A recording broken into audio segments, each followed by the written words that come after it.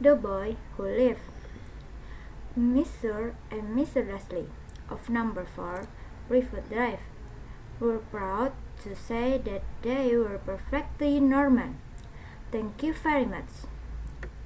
They were the last people you'd expect to be involved in anything strange or mysterious, because they just didn't hold with such nonsense. Mr. Leslie was the director of a firm called Grunnings, which made drills. He was a big, beefy man with hardly any neck, although he did have a very large mustache.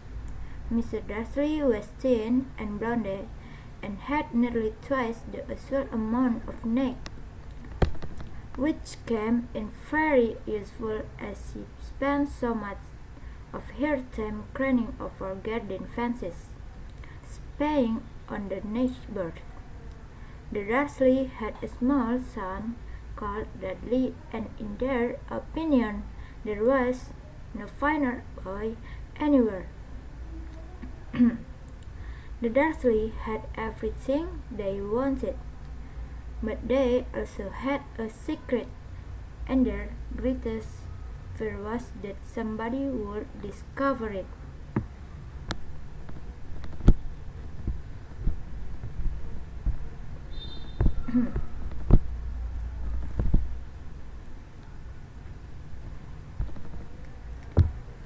Chapter 1. They didn't think they could bear it if anyone found out about the Potters. Mr. Potters was Mr. Dursley's sister, but they hadn't met for several years. In fact, Mr. Dursley pretended she didn't have a sister because his sister and her good-for-nothing husband were as undursley's as it was possible to be. The Dursleys should dare to think what the neighbors would say if the Potters arrived in the street. The Dursley knew that the Potters had a small son, too, but they had never even seen him. This boy was another good reason for keeping the Potters away.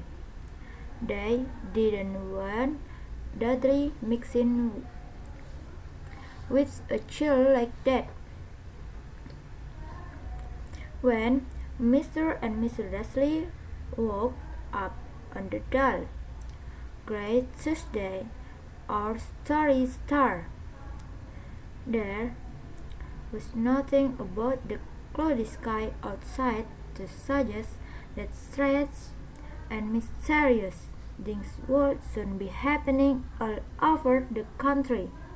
Mr. Dursley hummed as he picked out his most boring tie for work, and Mr. Dursley gossiped away happily as he wrestled a screaming Dudley into his high chair.